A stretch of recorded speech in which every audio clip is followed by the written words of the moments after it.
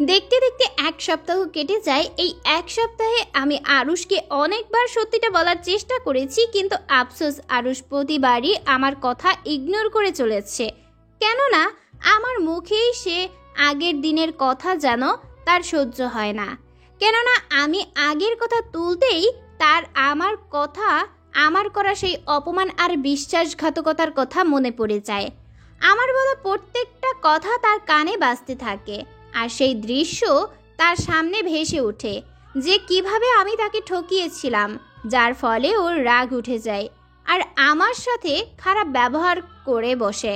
আরুষ কোনো মতেই আমাকে কষ্ট দিতে চায় না, আর না নিজে সেই কষ্টগুলো মনে করতে চায়। কিন্তু আমি এবার কি করব? ওকে সত্যি জানানোটা যে আমার বড্ড প্রয়োজন, কিন্তু কিভাবে ওকে জানাবো তা বুঝে উঠতে পারছিলাম না। আমি যখন এইসব ভাবছি তখন আরুষ আমার পাশে এসে দাঁড়ায়। আমি সেই আগের মতো ভেবেই চলেছি। আরুষ তা দেখে হালকা কাশি দেয়। আমি চমকে উঠি। আমি পাশে ফিরে দেখি আরুষ দাঁড়িয়ে আছে। আমাকে এইভাবে চমকে যেতে দেখে আরুষ ভুরু কুঁচকিয়ে আমার দিকে তাকায় আর বলে, এত গভীরভাবে কার চিন্তা মগ্ন ছিলি যে তুই বুঝতেই পারিসনি আমি তোর পাশে এসে দাঁড়িয়েছি? মানে আসলে থাক, বলতে হবে না। যার ইচ্ছা তার ভাবনায় মগ্ন থাক, তাতে আমার কি। সে যাই হোক, বেডে একটা প্যাকেট আছে, সেখানে একটা ড্রেস আর তোর প্রয়োজনীয় সকল জিনিস আছে। ওইটা পরে সন্ধ্যায় রেডি হয়ে নিস। কেন? জিজ্ঞাসু দৃষ্টিতে তাকিয়ে বললাম, আমাদের ক্লায়েন্ট আমাদের একটা পার্টিতে ইনভাইট করেছে, সেখানে যেতে হবে। তাহলে তুমি যাও, আমি কোথায় যাব না? আমাদের দুজনকে ইনভাইট করেছে, সো আমাদের দুজনকেই যেতে হবে। আর এমনিও আমি তোর মতামত চাইনি। তুই যেতে চাস বা নাই চাস, তোকে তো আমার সঙ্গে যেতেই হবে। So you have no choice. আর হ্যাঁ, আমি এই বিষয় নিয়ে আর কোনো বাড়তি কথা শুনতে চাই না। Got it? আমাকে আর কিছু বলতে না দিয়ে সে হনহনিয়ে চলে যায়। আমি স্থির দৃষ্টিতে আরুষের যাওয়ার দিকে তাকিয়ে আছি। আমি ভালো করেই জানি আমি না যেতে চাইলেও আমায় যেতে হবে, তাই কিছু না বলে রুমের দিকে পা বাড়াই। সন্ধ্যায় আরুষ রুমে এসে থমকে দাঁড়ায়, কেননা তার সামনেই এক হুড় দাঁড়িয়ে আছে। সে তার হুড়কে আজ খুঁটিয়ে খুঁটিয়ে দেখছে। পরনে হোয়াইট অ্যান্ড ব্লু কম্বিনেশনের একটা পার্টি গাউন, এর মধ্যে ছোট ছোট সাদা পাথর বসানো, চোখে আইলাইনার, ঠোঁটে কফি কালারের লিপস্টিক, মুখে তেমন কোনো মেকআপ নেই, চুলগুলো স্ট্রেট করা, সামনে লেয়ার কাটা ছোট ছোট চুলগুলো কপালে এসে বারবার বাড়ি খাচ্ছে, কানে ছোট ছোট ডায়মন্ডের ইয়াররিং, হাতে সাদা পাথরের একটা ব্রেসলেট, এর সাইডে ওড়না নেয়া। সব মিলিয়ে অসম্ভব সুন্দর লাগছে সায়রাকে। আরুষ তো নেশা ভরা চাহনিতে ওর দিকে তাকিয়ে আছে। তখন সায়রা সামনে এসে বলে, এই যে মিস্টার, রেডি হবেন না? সন্ধ্যা তো নেমেই আসলো। সায়রার কথায় আরুষের ধ্যান ভাঙে। সে কিছু না বলে আলমারি থেকে একটা ব্লু কালারের সেট বের করলো, তারপরে তা নিয়ে সোজা ওয়াশরুমে চলে গেল। পার্টিতে সকলের দৃষ্টি সায়রা আর আরুষের দিকে, কেননা তাদের একসাথে একদম সেই লাগছে বলতে গেলে। মেড ফর ইচ আদার যাকে বলে। পার্টিতে থাকা সকল মেয়েরা আরুষের দিকে হাঁ করে তাকিয়ে আছে, থাকবেই বা না কেন। আরুষ আজ সায়রার সাথে ম্যাচ করে ব্লু ব্লেজার, ব্লু প্যান্ট পরেছে, ভিতরে হোয়াইট কালারের শার্ট, চুলগুলো জেল দিয়ে সেট করা, হাতে ব্ল্যাক কালারের চেইন ওয়াচ। সব মিলিয়ে সেই পরিমাণের হ্যান্ডসাম লাগছে তাকে। আমি নিজেও প্রথমে আরুষের দিকে হাঁ করেই তাকিয়েছিলাম, কিন্তু যখন বুঝতে পারি যে সেই সব মেয়েরা আরুষের দিকে হাঁ করে তাকিয়ে আছে, যখন জিদ উঠে গেল। সে নিজের সাথেই বিড়বিড় করতে লাগলো, এত হ্যান্ডসাম সেজে আসার মানে কি বুঝলাম না। সব মেয়েরা কেমনে তাকিয়ে আছে অন্যের জামাইয়ের দিকে? এমনি কেউ তাকায়? যত সব লুচ্চা মাইয়াগুলি। দেখিস তোকে ভাগে একটা কালা কুমিরের মতো একটা জামাই পরব। আমার জামাইয়ের দিকে নজর দেওয়া। আমি এইসব যখন বিড়বিড় করে বলছিলাম, তখন এক ছেলে এসে আমার সামনে এসে দাঁড়ায় আর হাত বাড়িয়ে বলতে থাকে, hello miss, I am Akash and you. বেশ উৎসুক নিয়ে আমি কিছু বলতে যাব তার আগেই আরুষ আমার পেছন থেকে সামনে এসে সেই ছেলের হাত ধরে হ্যান্ডশেক করে দাঁতে দাঁত চেপে বলে, হাই মিস্টার আকাশ, আমি Arush Khan, and she is my wife Saira Arush Khan. Oh, I see. By the way, your wife so much gorgeous. I have to say. Anyway, I have to go. Nice to meet you. এই বলে সে চলে গেল। আর আরুষ সাইরার হাত চেপে ধরে রাগি চোখে তাকিয়ে বলল, বলেও যাতে কোনো ছেলের সঙ্গে কথা বলতে না দেখি, তা না হলে কিন্তু আমার চেয়ে খারাপ আর কেউ হবে না। এই বলে আমার হাত ধরে দাঁড়িয়ে থাকে আর তার কিছু ক্লায়েন্টের সাথে কথা বলতে থাকে। এমন সময় স্টেজে একজনের মধ্যে বয়স্ক লোক মাইক নিয়ে বলে ওঠে আর সকলের উদ্দেশ্যে বলা শুরু করে, Ladies and gentlemen, may I have your attention please? সকলেই তখন তার দিকে তাকায়। সকলের দৃষ্টি তখন তারই দিকে। আপনারা সকলেই জানেন আজকের এই পার্টিটি আমি আমার নিউ প্রজেক্ট শুরু করার খুশিতে দিয়েছি, আর তার সাথে আমি 20% পার্টনারশিপ পাওয়ার খুশিতেও। আপনারা হয়তো অনেকেই জানেন না আমার সাথে এই প্রজেক্টে কে কাজ করছেন। আমাকে তার সাথে কাজ করার এই সুবর্ণ সুযোগটি করে দিয়েছে one and only Mr Arush Khan. হ্যাঁ, সকলে ঠিকই শুনেছেন, আমাদের এই নিউ প্রজেক্টের সাথে মিস্টার আরুষ খান যুক্ত। আর আপনারা জেনে খুশি হবেন তিনি আজ আমাদের মাঝে উপস্থিত, কিন্তু আজ তিনি একা নন, তার সাথে আছে তার beautiful wife Mrs Saira Arush Khan. আর আজ আমাদের এই পার্টির মূল কেন্দ্রবিন্দু তাদেরকে ঘিরে। আমি মিস্টার অ্যান্ড মিসেস খানকে রিকোয়েস্ট করব স্টেজে আসতে। Please come on stage. তখন আরুষ আমার হাত ধরে স্টেজে নিয়ে যায়, অতঃপর সকলের সামনে আমায় পরিচয় করিয়ে দেয়। তখন সেই লোকটি আবার বলে ওঠে, আমার আরেকটি ছোট রিকোয়েস্ট মিস্টার অ্যান্ড মিসেস খানের কাছে, যদি তিনি আমার এই রিকোয়েস্টটি রাখতেন। জি বলুন মিস্টার রহমান। আমরা সকলেই আপনার অ্যান্ড মিসেস খানের একটি কাপল ড্যান্স দেখতে চাই, যদি আপনার কোনো আপত্তি না থাকে। আমার কোনো আপত্তি নেই, কিন্তু আমার একটা শর্ত আছে। কি শর্ত? আমি একা নই, বরং আজকে উপস্থিত সকল কাপলকে আমার সঙ্গে ডান্স করতে হবে। Why not? I request please all the couple come on the stage. একে একে স্টেজে সকলেই চলে আসে আর চারিদিকে লাইট অফ হয়ে যায়। একটা ফোকাস লাইট স্টেজে এসে পড়ে আর চারিদিকে মিউজিক বেজে ওঠে। আরুষ আমার এক হাত ওর হাত কাঁধে রাখে, আরেক হাত ওর হাতের ভাঁজে নিয়ে নেয় আর ওর নিজের এক হাত আমার কোমরে রাখে। जितनी दफा देखूं तुम्हें घर के जोरों से, ऐसा तो कभी होता नहीं मिलके गैरों से। আমাকে একদম কাছে টেনে আনে, তারপর ডান্স করতে থাকে।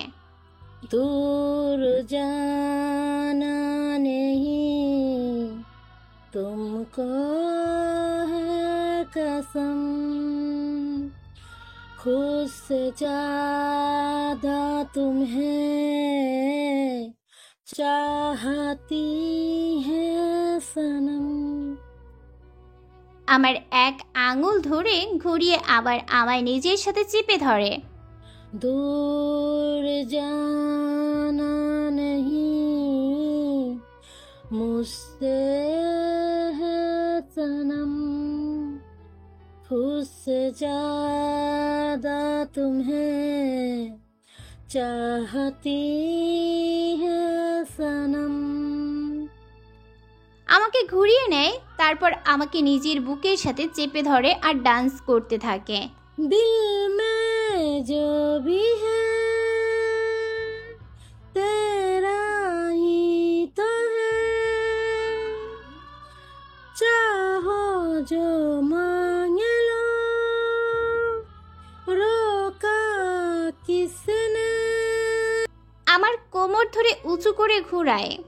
कत्ले अगर करना हो करना धीरे से, उफ भी नहीं निकलेंगे मेरे होठों से। সেই আগের স্টাইলে আমায় নিজের দিকে ঘোরায়। আমি ওর চোখের দিকে তাকিয়ে থাকি। আজ ওর চোখে একদম আলাদা নেশা দেখতে পাচ্ছি। আমার ইচ্ছে করছে ওর এই চোখের নেশায় নিজেকে বিলীন করে দিতে। दूर जाना नहीं तुमको है कसम, उससे ज्यादा तुम्हें चाहते हैं सनम। গান স্টপ হয়ে যায় আর চারিদিকে লাইট জ্বলে ওঠে। আমরাও দুইজন একটু সরে আসি।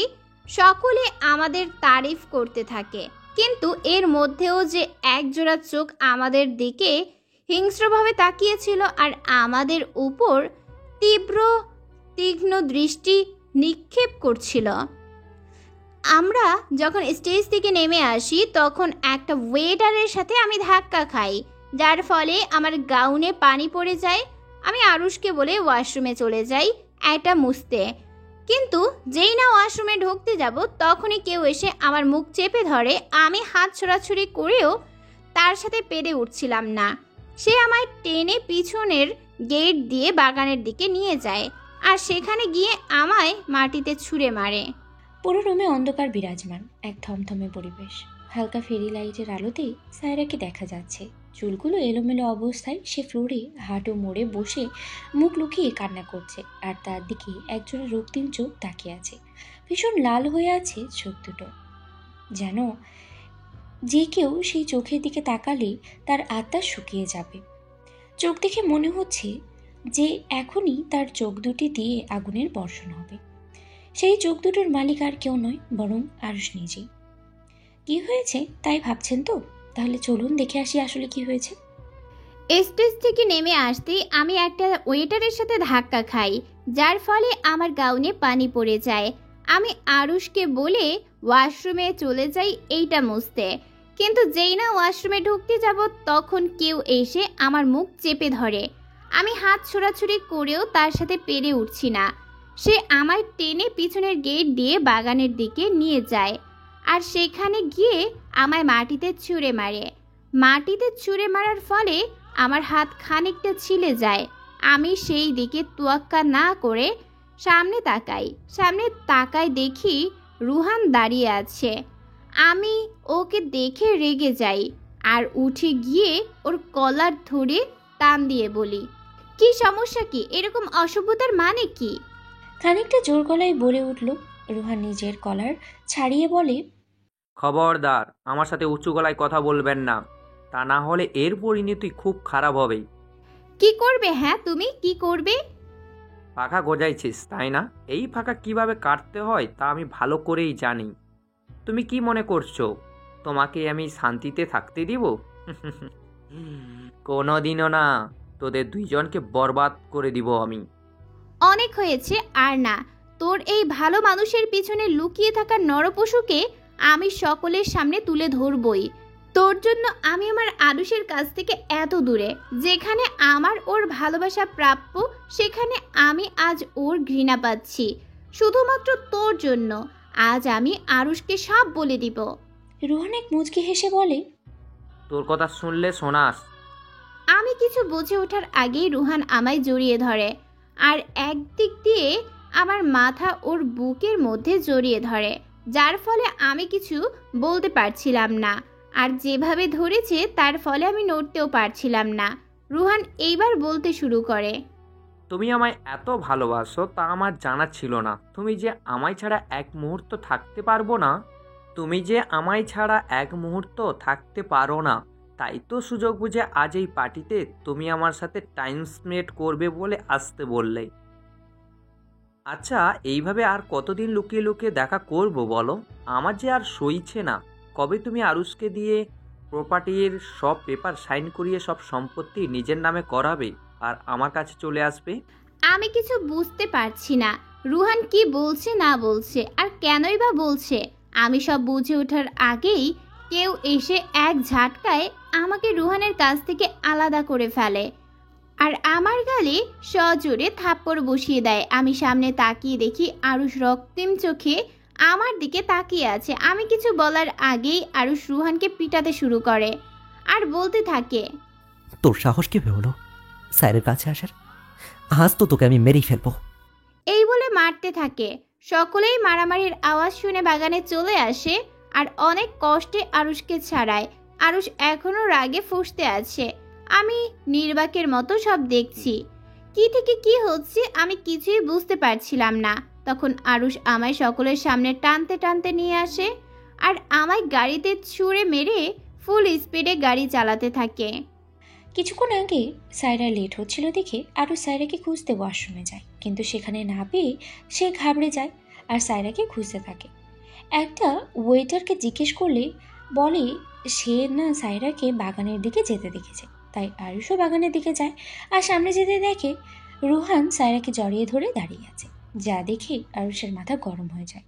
যেহেতু সায়রা উল্টো ঘুরেছিল তাই আরুষকে দেখেনি, কিন্তু রুহান ঠিকই দেখেছিল, তাই সে তখন সায়রাকে জড়িয়ে ধরে ওইসব বলে। বর্তমানে আরুষ সায়রার কান্না দেখে আরও রেগে যায়। আরুর সামনে এসে ওর চুলের মুঠি ধরে ওকে টেনে দাঁড় করায় আর আরেক হাত দিয়ে ওর গাল দুটো চেপে ধরে বলে, তোর কয়জনকে লাগে শুনি? আমার দ্বারা বুঝি হচ্ছে না তোর? আমি তোর মনের জ্বালা বুঝি নিভাতে পারছি না, যে বারবার তোকে রুহানের কাছে যেতে হচ্ছে। এমন কি আছে রুহানের মধ্যে যা আমার মধ্যে নেই? রুহান তোকে এমন কি দিয়েছে যে বারবার তুই ওর কাছেই ছুটে চলে যাস? আমার গাল দুটো চেপে ধরায় আমি কিছু বলতে পারছিলাম না। আর এই সব শোনার পর আমার চোখ থেকে অঝরে পানি পড়তে থাকে। তা দেখে আরুষ বলে, একদম নাকা কান্না করবি না। এসব কুমিরের চোখের জল এখন আমায় গলাতে পারবে না। কেন আবার আমায় ধোকা দিতে চাইলে শুনি? আমার টাকা বেশি বলে সব সম্পত্তি নিজের নামে করে আবার সেই রুহানের কাছে যেতে চাইলি কেন রে? কেন? আমি তোকে খুশি রাখতে পারছি না, নাকি তোর ভেতরের জ্বালা মেটাতে পারছি না? বল আমাকে, তোর কাছে কি কখনোই আমি আমার ভালোবাসার দাম পাবো না? হ্যাঁ, এত কিছু করার পরও আমি শুধু তোকেই চেয়েছি, তোকেই আপন করে নিয়েছি, কিন্তু তুই কি করলি? আবার আমাকে ধোকা দিলি, বারবার আমাকে আঘাত করলি। তুই আসলে ভালোবাসার যোগ্যই না। এই বলে আমায় ধাক্কা দিয়ে ফেলে দিল। আমি কান্না করতে করতে বলি, আমার কথাটা তো শোনো, তুমি যা ভাবছো তা ভুল। আমাকে চুপ, একদম চুপ। তুই কি ভাবিস আমাকে, যে এখন তুই বলবি আর সব মিথ্যে আমি মেনে নেব? এতই বোকা মনে হয় আমাকে?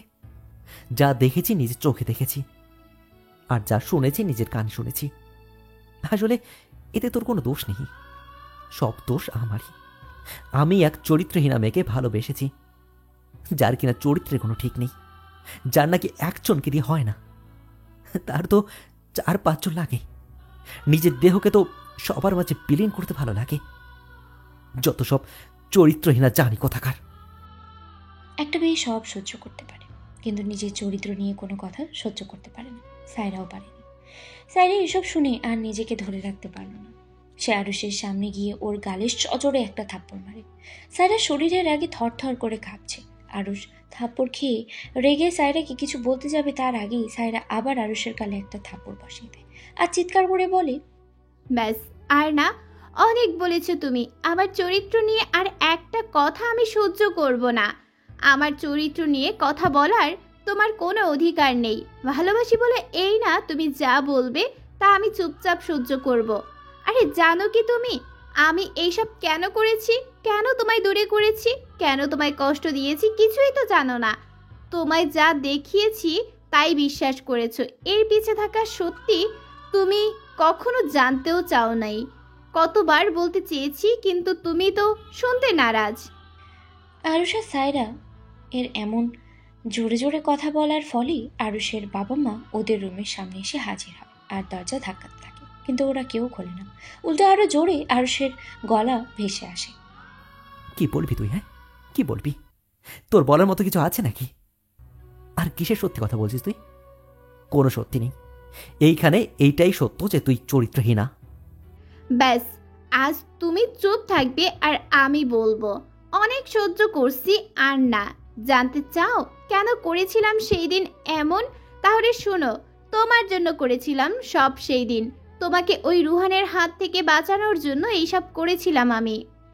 তারপরে সায়রা সেই শুরু থেকে আজকের ঘটনা পর্যন্ত সব খুলে বলে। সব শুনে আরুষ স্তব্ধ হয়ে যায়, যে কিছুতেই এসব সে মানতে পারছে না। সে নিজেকেই সামলিয়ে বলে, মিথ্যে, সব মিথ্যে। তুই সব আমাকে বানিয়ে বানিয়ে বলছিস।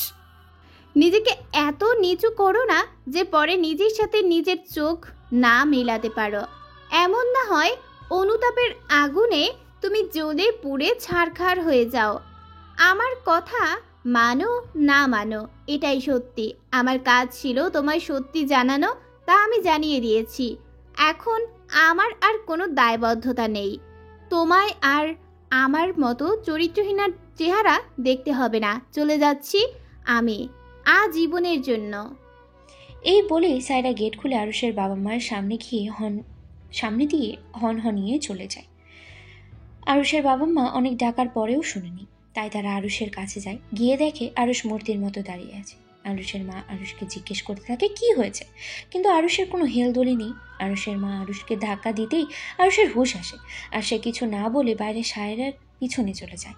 সাথে আরুষের বাবা মা বাসার বাইরে গিয়ে সায়রাকে খুঁজতে থাকে। একটু সামনের দিকে দেখে সায়রা রাস্তার মাঝ বরাবর হেঁটে চলেছে। আরুষ পিছন থেকে অনেকবার সায়রাকে ডাকে, কিন্তু সায়রা শোনে না। এমন সময় আরুষ দেখে একটা ট্রাক ফুল স্পিডে সায়রার দিকে তেড়ে আসছে। তাই আরুষ দৌড়ে সায়রার কাছে যাওয়ার চেষ্টা করে। হঠাৎ আরুষ চিৎকার করে ওঠে, সায়রা! In hospital. সকলেই ওদের সামনে পায়চারি করছে। আরুষ এক জায়গায় স্থির হয়ে দাঁড়িয়ে আছে। তার সামনে আছে সায়রার বাবা মা, আরুষের বাবা মা ও জান্নাত। সকলের চেহারাতে এক দুশ্চিন্তার ছাপ। কিছুক্ষণ পরেই ওটির লাল লাইটটি অফ হয়, আর ভেতর থেকে এক ডাক্তার আর নার্সের কথা বলতে বলতে বের হয়। আরুষ দৌড়ে ডাক্তারের কাছে যায়। সাথে সকলেই তার সামনে গিয়ে দাঁড়ায়। ডক্টর, সায়রা কেমন আছে? ও ঠিক আছে তো? কিছু হয়নি তো? কি হলো? আপনি আপনি কথা কেন বলছেন না? কুল ডাউন মিস্টার খান, আমাকেও বলার সুযোগ দেন। বলুন না, সায়রা ঠিক আছে তো? ইস, শি ইজ ফাইন, কিন্তু এখনও সঠিকভাবে বলতে পারছি না, কেননা তিনি জোরে মাথায় আঘাত পেয়েছেন। যদি 48 আওয়ারের মধ্যে তার জ্ঞান না ফেরে, তাহলে আমাদের ভয় আছে যে তার হয়তো শর্ট টাইম মেমোরি লস হতে পারে। মানে তিনি হয়তো কিছু কিছু সময় স্মৃতি মুছে যেতে পারে, বা যে কোনো ব্যক্তি বা তার স্মৃতি পুরোপুরি মুছে যেতে পারে, কিন্তু এমন হওয়ার চান্স খুবই কম। তাও আমরা কিছু গ্যারান্টি দিয়ে বলতে পারছি না। এই বলে ডাক্তাররা চলে যায়, আর আরুষ সেখানেই ধপ করে বসে পড়ে। তার মাথায় এখন শুধু সেই ডাক্তারের বলা কথাগুলোই ভনভন করছে, আর নিজেকে বলছে, তাহলে কি সায়রা তাকে ভুলে চলে যাবে? ভুলে যাবে যে সে আরুষের সায়রা? ভুলে যাবে যে সে আরুষকে ভালোবাসে? না, সায়রা কিছুতেই বলতে পারবে না। আমি ওকে বলতে দেব না। ওকে আমাকে মনে রাখতেই হবে। তখন জান্নাত এসে আরুষের কাঁধে হাত রাখে, আর তা দেখে আরুষ বলে, সব দোষ আমার, তাই না জান্নাত? আজ আমার জন্য সায়রার এমন অবস্থা, তাই না? আমি ওকে বাঁচাতে গিয়ে নিজে আঘাত করে ফেললাম। আমি অনেক বাজে, তাই না? আজ ওর এই অবস্থার জন্য শুধু আমি তাই। কেন যে আমি ওকে ওর কথাগুলো শোনালাম না? কেন? দেখেন ভাইয়া, আমি জানি না আপনাদের মাঝে কি হয়েছে, কিন্তু এতটুকু বুঝেছি যে হয়তো অনেক বড় কিছু হয়েছে, যার জন্য আজ আপনাদের দুজনের আজ এই অবস্থা। কিন্তু আজ সায়রার সাথে যা হয়েছে তা অনিচ্ছাকৃত। আপনি তো ওকে বাঁচাতে চেয়েছিলেন, কিন্তু দুর্ভাগ্যবশত সায়রা আঘাত পেয়ে যায়। এটাতে তো আপনার দোষ নেই। না, আমারই দোষ। না আমি ওকে সব বলতাম, আর না ও আমার সঙ্গে রাগ করে বের হতো, আর এই সব হতো। কি হয়েছিল তখন তাই তো ভাবছেন? তাহলে চলুন কিছু সময় আগে গিয়ে ঘুরে এসে দেখি কি হয়েছিল। যখন আরুষ বাসার সামনে গিয়ে সায়রাকে খুঁজতে থাকে, তখন একটু সামনে গিয়ে দেখে সায়রা রাস্তার মাঝ বরাবর হেঁটে চলেছে। আরুষ পেছন থেকে অনেকবার সায়রাকে ডাকে, কিন্তু সায়রা শোনেনি। এমন সময় আরুষ দেখে একটা ট্রাক ফুল স্পিডে সায়রার দিকে তেড়ে আসছে। তাই আরুষ দৌড়ে সায়রার কাছে যাওয়ার চেষ্টা করে, আর এদিকে সায়রাকে বাঁচিয়ে ফেললেও সে সায়রাকে নিয়ে রোডের অন্য পাশে ফেলে, আর ট্রাকটিও অন্য পাশ দিয়ে চলে যায়। আরুষ ভয়ে সায়রাকে আগলে রাখে, কিন্তু শেষ আর রক্ষা হয়নি। আরুষ উঠে যখন সায়রাকে ওঠাতে যায়, তখন সে দেখে পাশে রক্ত। তা দেখে আরুষ ভয় পেয়ে যায়। সে আস্তে আস্তে সায়রাকে ডাকতে থাকে, কিন্তু না, সায়রার কোনো হেলদোল নেই। সে সায়রাকে নিজের বাহু ডোরে নিতে দেখে সায়রা যেখানে পেয়েছিল সেখানে একটা বড় ইটের টুকরা, আর ইটের গায়ে রক্ত, আর সায়রার মাথা থেকে অনর্গল রক্ত পড়েই চলেছে।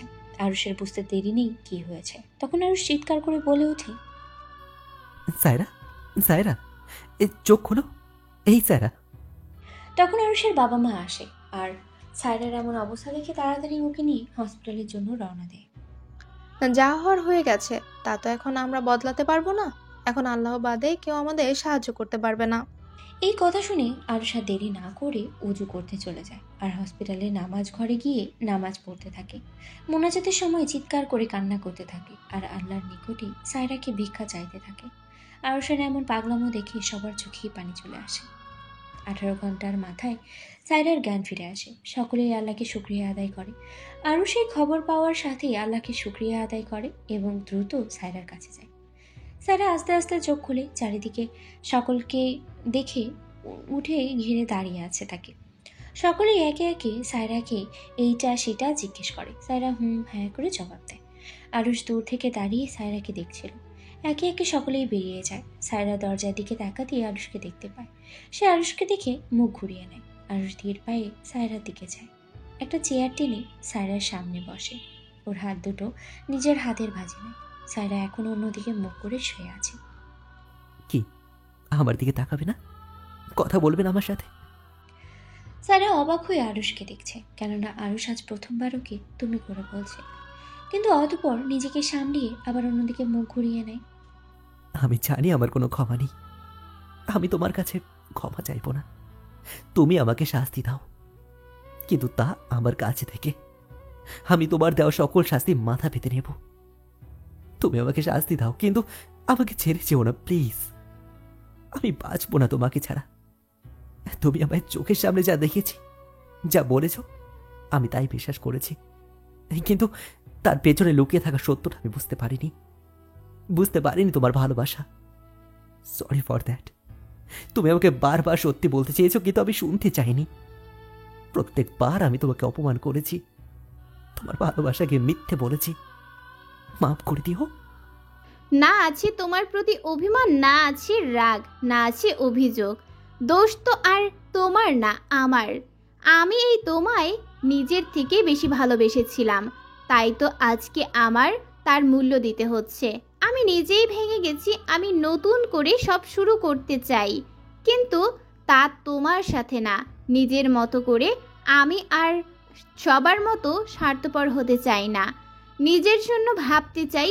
সবার কথা ভাবতে ভাবতে আজ আমি নিজেই সব হারিয়েছি। পদে পদে অপমানিত হয়েছি, চরিত্রহীন প্রমাণিত হয়েছি। আর চাই না কোনো অপবাদ।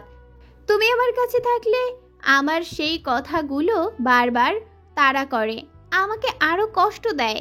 বারবার তোমার বলা কথাগুলো আমার কানে বাজে। আমি আর পারবো না এইসব সহ্য করতে। তাই বলে তুমি চলে যাও এইখান থেকে। থাকতে দাও আমার মতো করে আমাকে। বলেই হু হু করে কেঁদে দেয় সায়রা। আরুষ তা দেখতে পারছে না, তার কষ্ট হচ্ছে খুবই। তাই আরুষ সায়রার কাছে যেয়ে তাকে নিজের বুকের মধ্যে জড়িয়ে ধরে। সায়রা ছোটার চেষ্টা করে, কিন্তু পারে না। একে তো শরীর দুর্বল, তার উপরে হাতে ক্যান্ডেলা লাগানো। তাই সায়রা চুপচাপ আরুষের বুকে মাথা রেখে কান্না করে যাচ্ছে। একটা সময় সায়রা কান্না অফ করে। তা দেখে আরুষ সায়রার কাছে যেয়ে তার কপালে চোখ বন্ধ করে গভীর চুমু দিয়ে কেবিন থেকে বেরিয়ে যায়।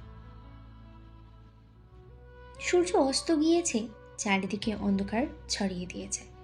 রাস্তার পাশে সোডিয়ামের লাইটের আলোয় আলোকিত হচ্ছে রাস্তাঘাট। ব্যস্ত এই শহরেই ছুটে চলেছে সবাই।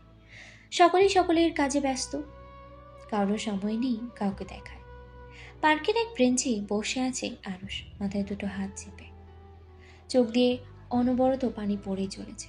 ছেলেদের নাকি কাঁদতে নেই, কিন্তু আজ আরুষ তা মানতে পারছে না, কেননা তার চোখের পানি যে আজ বাদ মানছে না। আরুষ এখন নিজের জীবনের হিসাব মেলাচ্ছে, কি থেকে আজ কি হয়ে গেল। এক সময় সে যার ভালোবাসা ছিল, আজ সেই তার থেকে দূরে। এক সময় সায়রা আরুষের ভালোবাসার জন্য এমন ছটফট করতো, আজ আরুষ বুঝতে পারছে না তার কি করা উচিত। সে কি পারবে সায়রাকে দূরে যেতে দিতে? পারবে কি সায়রা ছেড়ে থাকতে? না, সে পারবে না, কোনো মতেই পারবে না। আরুষ যখন এইসব ভাবছে, তখন কেউ এসে ওর কাঁধে হাত রাখে। এতে ওর ভাবনায় ছেদ পড়ে। সে মাথা তুলে তাকিয়ে দেখে জান্নাত। জান্নাত চুপচাপ এসে আরুষের পাশে বসে। আরুষ জান্নাতকে দেখে নিজের চোখের পানি মুছে ফেলে। আজ জান্নাতের আরুষের ওপরে মায়া হচ্ছে। চুলগুলো পুরো অগোছালো, চোখগুলো একদম লাল হয়ে ফুলে উঠেছে। গালের এক কোণে পানি চিকচিক করছে। সাদা শার্টের মধ্যে থোকা থোকা রক্তের ছাপ স্পষ্ট। এত তাড়াতাড়ি হার মেনে গেলেন ভাইয়া? এত সহজে হেরে যেতে দিলেন নিজের ভালোবাসাকে? কে বলেছে আমি হেরে গেছি বা আমি হার মেনে নিয়েছি? তা না হলে এখানে একা বসে বসে কেন নিজের চোখে জল ফেলছেন শুনি? নিজেকে স্ট্রং করছি, যাতে পরবর্তীতে এই আবদ্ধ চোখের জল যেন আর না পড়ে। আর তার থেকেও বড় কথা, নিজেকে টাইম দিচ্ছে যে আমার এখন কি করা উচিত। একবার যদি সায়রার কথাগুলো শুনতাম, তাহলে আজ হয়তো পরিস্থিতিটা এমন হতো না। আমি বলবো না দোষ এখানে শুধু আপনার। আপনাকে তেমন দোষ দিতে পারছি না, কেননা আপনাকে যা বোঝানো হয়েছে তাই বুঝেছেন। কিন্তু তারপরও আপনার নিজের ভালোবাসার উপর বিশ্বাস রাখার দরকার ছিল। জানেন সায়রা নির্ভয়ে আপনাকে সেই কথাগুলো কিভাবে বলেছিল? আরুষ এবার জিজ্ঞাসু দৃষ্টিতে জান্নাতের দিকে তাকায়। কেননা ওর বিশ্বাস ছিল যে আপনি ঠিক ধরে ফেলবেন যে ও মিথ্যে বলেছে। ও যে কোনো কারণে বাধ্য হয়ে এসব করছে তা আপনি বুঝতে পারবেন, কেননা আপনি সায়রাকে ছোট থেকে চিনতেন। আর সব থেকে ভালো, আপনি ওকে চিনতেন। ওর হঠাৎ এমন বিহেভিয়ার করার পেছনের যে কোনো কারণ আছে তা আপনার 1 মিনিটে বোঝার কথা ছিল, কিন্তু আফসোস আপনি তা বোঝেননি। আপনি শুধু ওর মুখে বলা কথার উপরই বিশ্বাস করেছিলেন, ওর মনের কথাটা বুঝতে একবারও চেষ্টা করেননি। অবিশ্বাস করেছিলেন ওকে আর ওর ভালোবাসাকে। কিন্তু তাও সায়রা আপনার প্রতি নিজের ভালোবাসার কমতে দেয়নি। সকল কষ্ট মুখ বুজে সহ্য করেছে, কেননা ওর নিজের ভালোবাসার প্রতি বিশ্বাস ছিল যে আপনি ঠিক তার হবেন। আর ঠিকই আপনি ওরই হলেন। বড্ড বেশি কষ্ট দিয়ে ফেলেছে ওকে। আদৌ কি সে আমাকে মাফ করবে, মেনে নেবে আমাকে? একটা কথা মনে রাখবেন ভাইয়া, যদি দেখেন ভালোবাসার মানুষটিকে আপনি কিছুতেই ক্ষমা করতে পারছেন না, তাহলে ভেবে নেবেন যে আপনার মনের মধ্যে কখনো তার জন্য ভালোবাসাই ছিল না। কারণ ভালোবাসার মানুষ যতই কষ্ট দিক না কেন, তার উপর রাগ করে থাকা যায় না, আর তাকে কষ্টও দেওয়া যায় না। তাকে কষ্ট দিলে নিজেকে তার থেকে বেশি কষ্ট অনুভব করতে হয়। হয়তো কিছু সময় রাগ অভিমানের জন্য ভালোবাসার প্রকাশ করা যায় না, কিন্তু তাই বলে ভালোবাসা কমে গেছে তা ভাবা বোকামি। তাই বলছি, আপনার এখন সর্বপ্রথম দায়িত্ব সায়রার রাগ ভাঙানো আর ওকে আপন করে নেওয়া। ও না চাওয়া সত্ত্বেও ওকে নিজের সাথে বেঁধে রাখা। আর বাকি আপনার কি কি করতে হবে তা তো আপনার থেকে আমার থেকে আপনিই ভালো জানেন। আরুষ এতক্ষণ মন দিয়ে জান্নাতের কথাগুলো শুনছিল। জান্নাতের কথা সে বুঝে গিয়েছে যে তার কি করতে হবে। সে জান্নাতকে বলে, থ্যাঙ্কস জান্নাত, আজ তুমি না থাকলে হয়তো আমি সঠিক ডিসিশনটা নিতে পারতাম না। এখন আমি জানি আমার কি করতে হবে। এই বলে একগাল হেসে দিল। ইন হসপিটাল সায়রা চোখ বন্ধ করে শুয়ে আছে। এমন সময় তার দম বন্ধ হয়ে আসতে শুরু হলো। শ্বাস নিতে কষ্ট হতে থাকে। সে চটজলদি চোখ খুলে যা দেখলো তাতে ওর মাথায় আকাশ ভেঙে পড়েছে। আরুষ ওর ঠোঁট দুটো আঁকড়ে ধরেছে। আরুষটা এমন পরিস্থিতি, এমন জায়গায় এমন কিছু করতে পারে তা সায়রার কল্পনার বাইরে। সায়রা নিজেকে সামলিয়ে ছাড়া পাওয়ার জন্য ছটফট করতে লাগলো। এক হাত দিয়ে ধাক্কা দিতে থাকে আরুষকে, কিন্তু আফসোস সে চুল পরিমাণও আরুষকে সরাতে পারেনি। কিছুক্ষণ পর আরুষ সরে আসে আর সায়রা রেগে বলে, হোয়াট দ্য হেল, এসবের মানে কি? কোন সবের? না জানার ভান করে বললাম। তুমি ভালো করেই জানো আমি কিসের কথা বলছি। একটু আগে এটা কি করলে তুমি? ও ওইটা? কেন তুমি বোঝো না আমি কি করছি? বউকে আদর করছি। আপনি না আমায় বউ মানেন না, তাহলে এখন আবার বউয়ের কাছে আসছেন কেন? তাও আবার আমার মতো চরিত্রহীনের কাছে।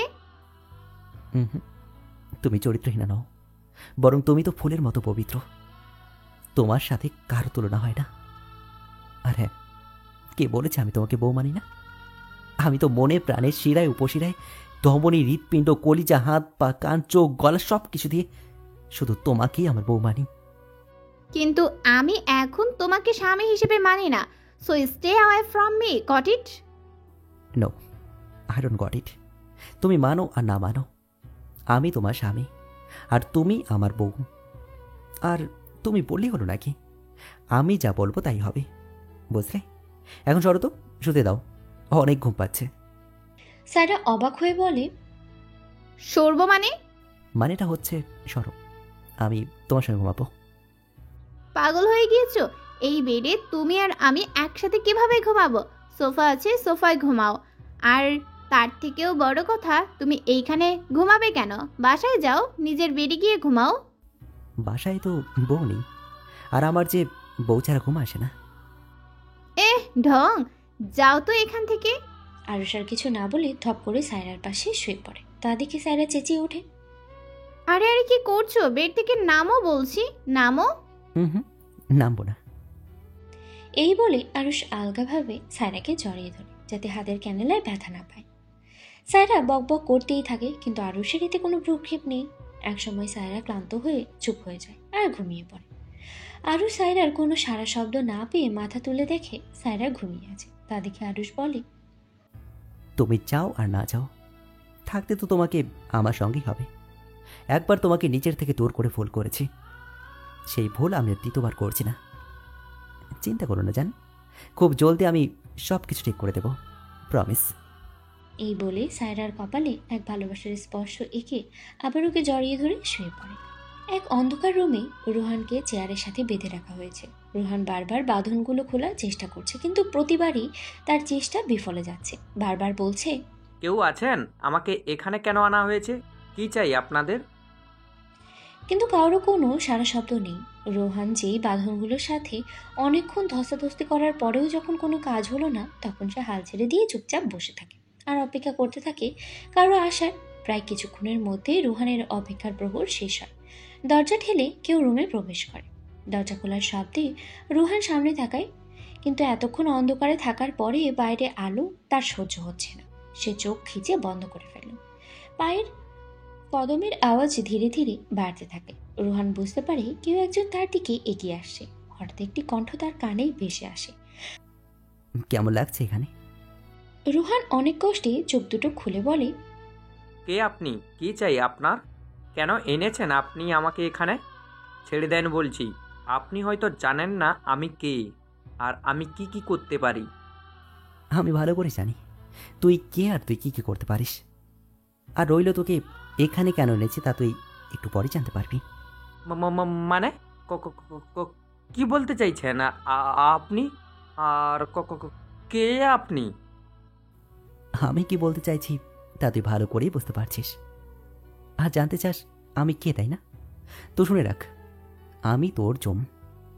দেখতে চাইবি না তোর জম দেখতে কেমন? তখনই রুমের সকল লাইট জ্বলে ওঠে। চোখে আলো পড়ায় রুহান চোখ খিচে বন্ধ করে ফেলে। পরে আস্তে আস্তে চোখ সামলে যাকে দেখে তাকে দেখেই রুহানের চোখ ছানা পড়া।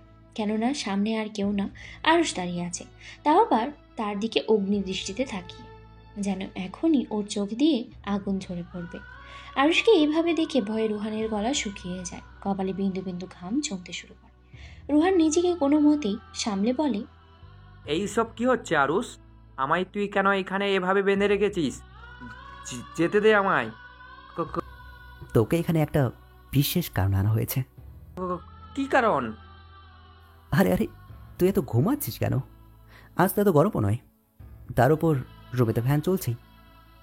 তেমন কিছু না, তার আগে তুই বল কেন আমায় এখানে এইভাবে আটকে রেখেছিস? যেতে দে আমায়।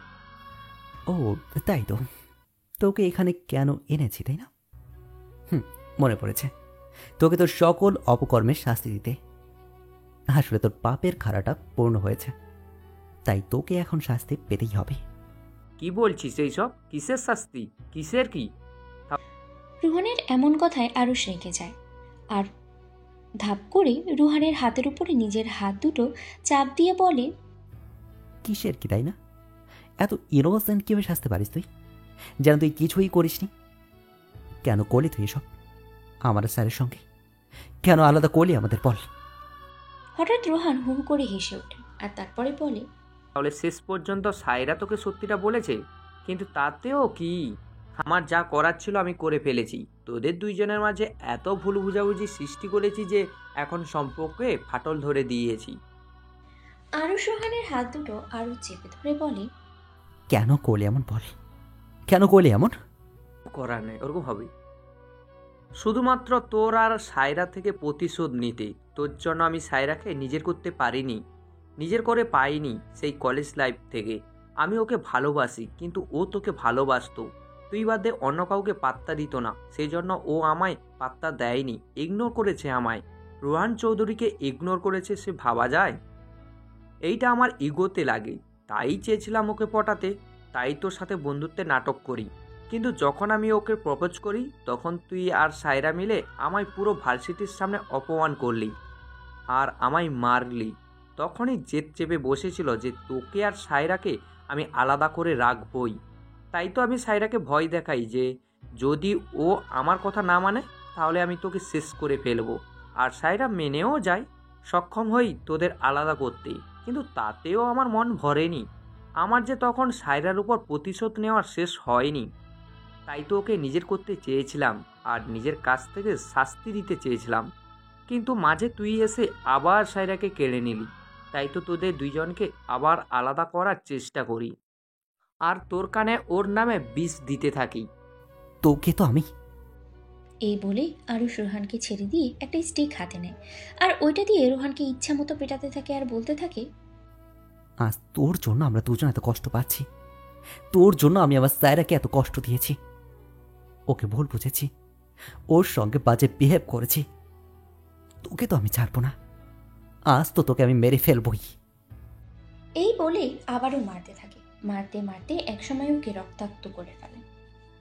পরে একসময় ওকে ছেড়ে দেয় আর কাকে যেন ফোন দিয়ে আসতে বলে। কিছুক্ষণের মধ্যেই কয়েকজন পুলিশ এসে হাজির। আরুষ তাদের কিছু টাকা দিয়ে বলে রুহান যেন কঠিন থেকে কঠিন শাস্তি পায়, কোনোভাবেই যেন ছাড়া না পায়। পুলিশরা আরুষের কথা মতো রুহানকে নিয়ে যায় আর কঠিন থেকে কঠিনতর শাস্তির ব্যবস্থা করে। এদিকে দেখতে দেখতে আজ প্রায় 1 সপ্তাহ কেটে গেল। সায়রা এখন বেশ সুস্থ, সবাই আরুষের কারণে। এই কয়েকদিনে আরুষ সায়রার সাথে একদম ফেভিকলের মতো চিপকে ছিল। সায়রার সকল কাজ সে নিজে করে দিয়েছে। সায়রার কখন কি প্রয়োজন তার দিকে খেয়াল রেখেছে। এর মধ্যে অনেকবার সায়রার রাগ ভাঙার ট্রাইও করেছে, কিন্তু পারেনি। তাও আরুষ নিজের প্রচেষ্টা চালিয়েই চলেছে। আজ সায়রাকে রিলিজ দেওয়া হবে।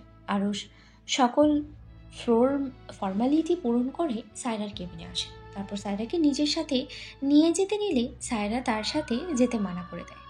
সে নাকি আরুষের সাথে আরুষের বাসায় যাবে না, বরং নিজের বাসায় যাবে। অনেক জোরাজোরির পরেও আরুষ সায়রাকে মানাতে পারল না। আর সায়রার বাবা মাও বলছিল ওদের সাথে যেতে, তাই কিছু বলতে পারলো না। সায়রা চলে গেল ওর বাবা মার সাথে। গাড়ি চলছে আপন গতিতে। সায়রা চোখ বন্ধ করে সিটে হেলান দিয়ে শুয়ে আছে। এমন সময় গাড়িটি জোরে ব্রেক মারে, যার ফলে সায়রা সামনে থেকে ঝুঁকে পড়ে। সামনে একটি গাড়ি দাঁড়িয়ে আছে। সায়রার বাবা বাইরে যায় দেখতে কি হয়েছে, সাথে তার মা। কিন্তু অনেকক্ষণ যাবৎ তারা আর ফিরে আসে না। তাই সায়রা বাধ্য হয়ে বাইরে যায়। বাইরে গিয়ে দেখে তার বাবা মা নেই। সায়রা এদিকে ওদিকে খুঁজতেই তখন একজন মাস্ক পরা লোক সামনে এসে দাঁড়ায়। সায়রা কিছু বুঝে ওঠার আগেই ওর মুখে কি যেন স্প্রে করে। হঠাৎ সায়রার মাথা ঘুরতে থাকে আর চোখ দুটো বন্ধ হয়ে যায়। সায়রা যখন পড়ে যেতে নেয় তখন সেই ব্যক্তিটা ওকে ধরে ফেলে আর তারপরে ওকে নিজের গাড়িতে বসে গাড়ি স্টার্ট দেয়। পুরো রুম অন্ধকারে আচ্ছন্ন। বাইরে থেকে আসা সোডিয়ামের লাইটের আলোয় আলোকিত হচ্ছে রুমটি। সেই রুমের মধ্যেই সায়রাকে একটা বেডে শুইয়ে রাখা হয়েছে। কিছুক্ষণ আগে তার জ্ঞান ফিরেছে, কিন্তু চোখ খুলতে পারছিল না। অনেক কষ্টে সে আদো আদো করে চোখ মেলে। চোখ খুলে সে বসার চেষ্টা করে। কোনো মতে সে উঠে বসে, তারপরে মাথায় হাত দিয়ে বসে। মাথাটা একদম ভার হয়ে আছে। তারপরে সে চোখ ঘুরিয়ে চারিদিকে পর্যবেক্ষণ করতে থাকে।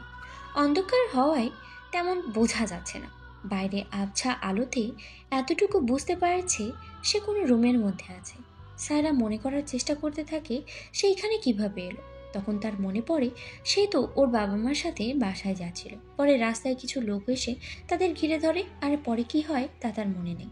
যখন সেই সব চিন্তা করছিল তখনই সে দরজা খোলার আওয়াজ পায়। সায়রাও সেদিকে স্থির দৃষ্টিতে তাকায়। দরজা খুলে কেউ যেন লাইটটা অন করলো। সামনে থাকা ব্যক্তিকে দেখে সায়রা ভড়কে যায়। সে অবাক হয়ে সামনে থাকা মানুষটির দিকে তাকিয়ে আছে আর বলে, আরুষ? হ্যাঁ, সামনে থাকা ব্যক্তিটি আরুষ। সেই কিডন্যাপ করেছে সায়রাকে। আরুষ ধীর পায়ে সায়রার সামনে যায়, তারপরে ওর পাশে বসে। এতে সায়রা কিছুটা সরে বসে। এতে আরুষ এক তাচ্ছিল্য হাসি দেয়। তা দেখে সায়রার গা জ্বলে যায়। সে তখন বলে ওঠে, তোমার সমস্যা কি? আমাকে কোথায় নিয়ে এসেছো? আমি কোথায়? আমাকে কেন এনেছো এখানে? আরে আস্তে আস্তে, একসঙ্গে এত প্রশ্ন করলে কোনটা রেখে কোনটার উত্তর দেবো শুনি? ফাজলামো করতেছো?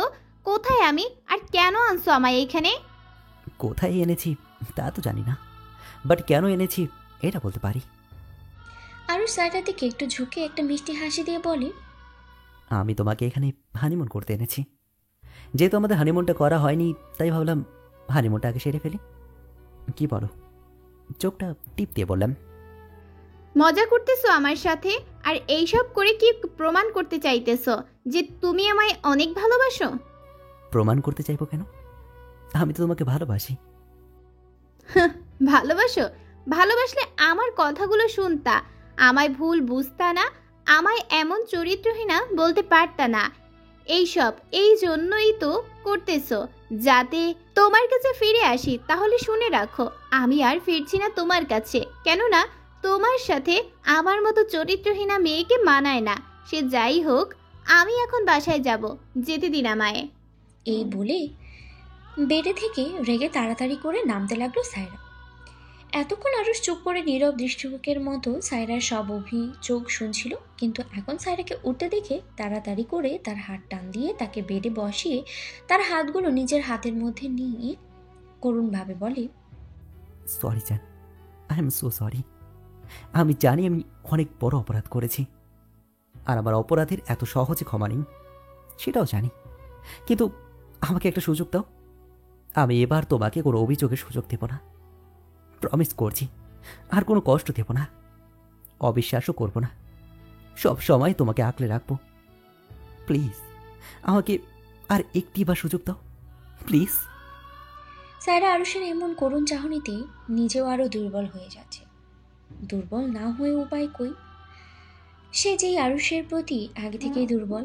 আরুষের সামনেই সে যে নিজেকে শক্ত রাখতে পারে না নিজেকে ঠিক করে রাখতে। আরুষের চোখে দিকে তাকালেই সে সব ভুলে যায়, কিন্তু সব কি চাইলেও ভোলা যায়? তার চেয়ে বারবার আরুষের করা সেই ব্যবহারের কথা মনে পড়ে যায়। সায়রা আরুষের চোখের দিকে তাকিয়ে বলে, সবকিছু মেনে নেওয়াটা কি এতই সহজ? আমি তোমাকে কি করে আবার আগের মতো মেনে নেব? কি করে তোমার করা প্রত্যেকটা ব্যবহার ভুলে যাব? আমি ভেঙে গেছি আরুষ, পুরোপুরি ভেঙে গেছি। তোমাকে মেনে নেওয়া আমার পক্ষে সম্ভব না। তাই এর জন্য ভালো তুমি তোমার মতো থাকো, আর আমায় আমার মতো থাকতে দাও, যেতে দাও আমায়। আরুষের হাত থেকে নিজের হাত ছাড়িয়ে উঠতে নিলেই পিছন থেকে আরুষ সায়রার হাত আটকে দিয়ে বলতে থাকে, তুমি আমাকে ছেড়ে কোথাও যেতে পারবে না, আমি তোমাকে যেতে দেব না। সায়রা পিছন ফিরে আরুষের দিকে তাকিয়ে বলে, কি বাচ্চাদের মতো কথা বলছো? কি সত্যি পাগল হয়ে গেছো নাকি? আমি তোমার সাথে থাকতে চাই না, তাই বলে কি তুমি আমার সাথে জোর করবে? তুমি নিজেকে কি ভাবছো শুনি? যখন খুশি নিজে থেকে টানবে, যখন খুশি দূরে ছুঁড়ে মারবে, যা খুশি তাই করবেন, আর আমি চুপচাপ সব কিছু মেনে নেব? না, তা কখনোই হবে না। আমি এখনই চলে যাব। এই বলে সায়রা চলে যেতে নিলে আরুষ সায়রাকে টান দিয়ে নিজের কাছে এনে নিজের কোলে বসায়। পেছন থেকে সায়রার কোমর জড়িয়ে নিজের সাথে মিশিয়ে নেয়। তারপর সায়রার কানের কাছে মুখ এনে স্লো ভয়েসে বলতে থাকে, yes, I have gone mad. তোমার প্রেমে পাগল হয়ে গেছি, আর এই পাগলকে সুস্থ করতে যে শুধু তার সায়রাকে বড্ড প্রয়োজন। তাই তো তোমাকে কিডন্যাপ করে এখানে এনেছি, নিজের কাছে রাখার জন্য, নিজের বুকের মাঝে সারা জীবনের জন্য বন্দি করতে, প্লাস হানিমুনটাও সেরে ফেলতে। সায়রা এভাবে হালকা ঘাড় ঘুরিয়ে আকাশের দিকে তাকিয়ে রাগে বলতে থাকে, তোমার না কিডন্যাপার হওয়া দরকার ছিল। না না, শুধু কিডন্যাপার না, দ্য মাস্টার মাইন্ড কিডন্যাপার হওয়া দরকার ছিল। কারণ তোমার স্বভাব একদম গুন্ডাদের মতো, প্লাস দেখতেও গুন্ডাদের মতো। বলে একটা ভেঙচি কাটলে আরুষ ভ্রুকুচকে বলে, what do you mean by গুন্ডাদের মতন দেখতে? গুন্ডাদের মতো দেখতে মানে গুন্ডাদের মতো দেখতে। আমি মোটেও গুন্ডাদের মতন দেখতে না। আই এম এ চাম বয়। জানো আমার উপর কত মেয়ে ক্রাশিত। অ্যাপ্রোড থাকতে সব মেয়েরা আমি বলতে পাগল ছিল। হ্যাঁ, পাবনার পাগলিরাই পাবনার পাগলদের উপর ক্রাশিত মাসিত হয়। আর আরুষ দাঁত বের করে হেসে বলতে লাগে, আমার প্রশংসা করার জন্য ধন্যবাদ। সায়রা তখন নাক ফুলিয়ে সামনে ঘাড় ঘুরিয়ে ফেলে, কাঁদো কাঁদো ফেস করে বিড়বিড় করে বলতে লাগে, না জানি আব্বু আম্মুকে কি করেছে এই গুন্ডা, কই আছে কে জানে, ফোন তো দিতে পারতেছি না, ফোন কই যে কে জানে। আরুষ সায়রার ঘাড়ে নিজের থুতনি রেখে মুচকি হেসে সায়রার গালের সাথে গাল লাগিয়ে বলে, তা নিয়ে তোমাকে ভাবতে হবে না জান। আমি আমার শ্বশুর আব্বাকে আর শাশুড়ি আমাকে একদম ঠিকঠাক মতো বাসায় পৌঁছে দিয়ে আসছি। আর তাদের জানিয়ে এসেছি যে আমি তোমাকে নিয়ে হানিমুনে যাচ্ছি। প্রথমে আপত্তি করলেও আমি ঠিক মানিয়ে নিয়েছি। সায়রা ভ্রুকুচকে আরুষের দিকে তাকায়, তারপরে বলতে লাগে, আমরা কোথায় আছি? হুম, তা তো বলা যাবে না, টপ সিক্রেট। আমার মোবাইল কই? আমার কাছে। দাও তাহলে, বাসায় কথা বলবো। হুম, আমি আমাদের হানিমুনে কোনো ডিস্টারবেন্স চাই না।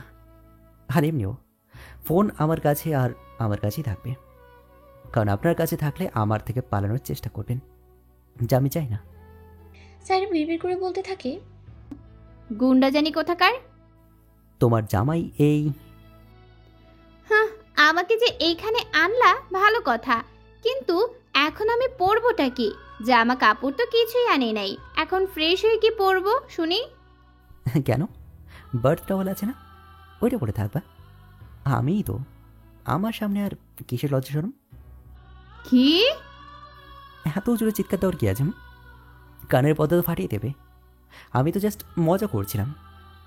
আমি আসার আগে বাসার থেকে সব কিছু নিয়ে আসছি। কাবার্ডে তোমার আর আমার ড্রেস আছে, যাও গিয়ে ড্রেসটা চেঞ্জ করে ফিরে আসো। ততক্ষণ আমি তোমার জন্য খাবার অর্ডার করছি। হ্যাঁ, ফাজিল পোলা। এই বলেই সায়রা ধামধুম করে গিয়ে কাবার থেকে ড্রেস বের করে ওয়াশরুমে চলে যায় আর ঠাস করে দরজা লাগিয়ে দেয়। তা দেখে আরুষ নিজের বুকে হাত দিয়ে বলে, ভাই রে ভাই, এই মাইয়া তো এখন একদম বোম হয়ে আছে, কখন যে ফাইটা যায় কে জানে। কিন্তু যত যাই হোক, হার মানলে চলবে না। ছায়রা যদি বম হয় তাহলে আমিও সেই বমের জামাই। সায়রাকে কীভাবে নিজের কাছে রাখতে হয় তা আমি ভালো করেই জানি। After all she is my one and only wife. এই বলে একটা ডেভিল স্মাইল দেয় আর রুম থেকে বেরিয়ে যায়। সায়রা আর আরুষের খাওয়ার শেষে সায়রা সব গুছিয়ে রুমে যায়। রুমে ঢুকতেই যা দেখলো তাতে সায়রা জোরে এক চিৎকার দিল। আ সায়রার চিৎকার শুনে আরো শতভম্ব হয়ে তাড়াতাড়ি সায়রার কাছে আসে আর ওকে বলে, কি হয়েছে, এমনভাবে চিৎকার দিলে কেন? কোথাও ব্যথা পানি তো? সায়রা কিছু না বলে আরুষকে জাপটে ধরে। এতে আরুষ খানিকটা শকড হয়, কেন না সায়রা তো নিজ থেকে কাছে আসার মানুষ না। আরুষ সায়রার মুখে তাকিয়ে দেখে ওর চোখ মুখ ভয়ের ছাপে স্পষ্ট। আরুষ বুঝে উঠতে পারছে না সায়রা এমন দেখলো কি। কি হয়েছে, এভাবে ভয় পাচ্ছ কেন, বলো আমাকে। ওইখানে। কোনখানে?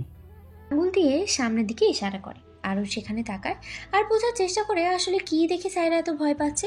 আরুষ ভালো মতো পর্যবেক্ষণ করার পরে সে বুঝতে পারলো সায়রার এমন ভয় পাওয়ার কারণ। আরুষ তখন হো হো করে হেসে ওঠে। হাসতে হাসতে ও দম বন্ধ হয়ে আসতেছে। অনেক কষ্টে নিজের হাসি থামিয়ে বলে, তুমি হাসি উতরালে না, তুমি সেই আগের মতোই আরশোলাকে দেখে এখনো ভয় পাচ্ছ। সায়রা মুখ কাচুমাচু করে বলে, হায় রে, তুমিও না। এই বলে আবার হাসতে থাকে। সায়রা ছোট থেকে আরশোলাকে অনেক বেশি ভয় পায়। ভয় পায় বললে ভুল হবে, জমের মতো ভয় পায়। যেখানে আরশোলা দেখাবো সেখানেই সায়রা চিল্লাপাল্লা শুরু করে দেয়। একবার সে রুমে আরশোলা দেখেছিল। তা দেখে কি চিল্লানি, ভয়ে সায়রা ওদের বাগানের গাছের উপরে উঠে আরশোলা আরশোলা চিৎকার করে করে পুরো মহল্লাকে এক করেছিল। সবাই তো ভাবছিল হয়তো ডাকাত পড়েছে, কিন্তু পরে জানতে পারে আসল কাহিনী। সারাদিন গাছের উপরেই বসেছিল। সেদিন আরুষ ওকে অনেক কষ্টে গাছ থেকে নামায়, কিন্তু ওই দিনের পর ও আর ওই রুমে যায়নি। রুম চেঞ্জ করে ফেলেছিল এই বলে যে ওইখানে আরশোলা আছে। এখনও আরশোলা দেখে ভয় পায়, আগের চেয়ে একটু কম, কিন্তু তাও দেখলে চিৎকার করে মাথা নষ্ট করে ফেলে। প্লিজ সরিয়ে দাও না, আমার অনেক ভয় করতেছে, প্লিজ।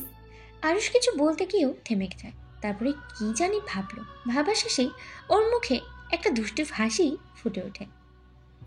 আমি সরিয়ে দিতে পারি, বাট আমার এতে লাভটা কি? আরে ভাই, এইখানে আমার জান পরাণের কথা, আর তুমি আসছো তোমার লাভ নিয়া। আরুষ ভাই শব্দটা শুনে রেগে গিয়ে বলে, ওই, আমি তোর ভাই লাগি এখন যে আমাকে ভাই করতেছো? আরে ভাই থুক্কু, আমার পেয়ারের জামাই, মেরে পতি পরমেশ্বর, আমার কথা এত কান না দিয়া ওই লিচুর বিচি থুক্কু, ওই কালা কাঁঠাল, ধ্যাত কি কইতাছি, ওই আরশোলা সরাও। সরামো না। সায়রা এখন কাঁদো কাঁদো হয়ে বলে, জামাই ও জামাই, এমন কয় না, তুমি বাদে আমার এই রুমে এখন আসেই বা কে বলো, প্লিজ সরাই দাও না। আচ্ছা, সরিয়ে দেবো, কিন্তু এর বদলে আমি যা যা বলবো তা কিন্তু তোমাকে করতে হবে। তুমি যা বলবো তাই করবো, পারলে আকাশের নক্ষত্র থুক্কু তারা আইনা দিমো, তাও সরাইয়া দাও প্লিজ প্লিজ। সায়রা নিজের মধ্যে নেই, ওই কি বলতেছে না বলতেছে তার কোনো জ্ঞান নেই। ওর তো এখন পুরো অ্যাটেনশনই ওই আরশোলার দিকে, যে যেমনিই হোক ওইটাকে সরাতে হবে, জান দিয়ে হইলেও সরাতে হবে। মনে থাকে যেন। প্লিজ সরাও, আমার ভয় করতেছে। আরুষ সায়রাকে নিচ থেকে সরিয়ে একটা খালি কন্টেনার খুঁজে বের করে, তারপরে তা দিয়ে ওই আরশোলার সামনে যায়। তারপরে ওইটা ধরে ওই কন্টেনারের ভেতরে ভরিয়ে রেখে আসে আর হাত ধুয়ে নেয়। পরে সায়রার সামনে এসে দাঁড়ায়। নাও, সরিয়ে দিয়েছি। সায়রা যেন এবার হাফ ছেড়ে বাঁচে, অতপর একটা মিষ্টি হাসি দিয়ে বলে, থ্যাংক ইউ। থ্যাংক ইউ দিলে তো কাজ হইতো না। মনে নেই গিয়ে বলেছিলাম আমি যা যা বলবো তা কিন্তু তোমাকে করতে হবে। কখন? বাহ, এত তাড়াতাড়ি বলে গেলে, একটু আগেই তো বলছো। সায়রা মনে করার চেষ্টা করে, তখন তার মনে পড়ে যে তখন সে কি বলেছিল। সব মনে করেই সায়রার মুখ ছোট হয়ে যায়। সে জানে এখন বাঁচার কোনো উপায় নেই, তাই সে কাচুমাচু করে আমতা আমতা করে বলে, কি করতে হইব? তা আস্তে আস্তে জানতে পারবা। এখন আপাতত আমাকে কিস করলেই হবে। কি? কোনো দিনও না, আমি তোমায় কিস করতে পারবো না। তুমি কিন্তু বলেছো আমি যা যা বলবো তা তুমি করবে। বলছি ঠিক আছে, কিন্তু তাই বলে কিস করতে পারবো না। বুঝে বলছো তো? আর শোলাটা কিন্তু বাইরে ফেলেনি ওকে, এখনো কিন্তু ওই কন্টেনারে বন্দি আছে। কথা না শুনলে কিন্তু তোমার উপরে ছেড়ে দেবো। হেই, এ তুমি এমন করতে পারো না। হেই, আমি ঠিক কি কি করতে পারি তা তুমি ভালো করেই জানো। এখন বলো, কিস করবে কিনা? করতেছি তো। Good, hurry up. সায়রা আস্তে আস্তে আরুষের দিকে এগিয়ে যায়। ওর সামনে এসে গালে হালকাভাবে ঠোঁট ছোঁয়, তারপরে সরে আসতে দিলে আরুষ সায়রার কোমর জড়িয়ে ধরে ওর ঠোঁট দুটো দখল করে নেয়। কিছুক্ষণ পরে ওকে ছেড়ে দিয়ে আরুষ খাটে গিয়ে শুয়ে পড়ে, আর সায়রা সেখানেই ঠ্যাং মেরে দাঁড়িয়ে থাকে। সে বোঝার চেষ্টা করে ওর সাথে আসলে হলোটা কি। যখন বুঝতে পারে তখন সায়রা রাগি চোখে আরুষের দিকে তাকায়, আর আরুষ সে আরামসে পায়ের উপরে পা তুলে গুনগুন করতে থাকে। এক সুন্দরী মাইয়া আমার মন নিল কারিয়া, পারো যদি তোমরা তারে দাও গো আনিয়া। এই গান শুনে সায়রা যেন জ্বলে পুড়ে বেগুন।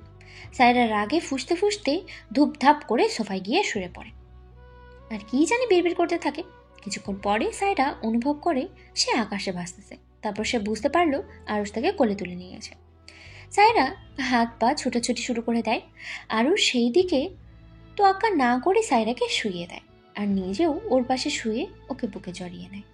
সায়রা তখনও ছোটাছুটি করেই চলেছে। তা দেখে আরুষ রেগে বলে, আর একবার যদি এমন মোচড়া মোচড়া করছো না, বাইরে থেকে ওই আশ্রয়টা এনে না সোজা তোমার সরিয়ে ছেড়ে দেবো।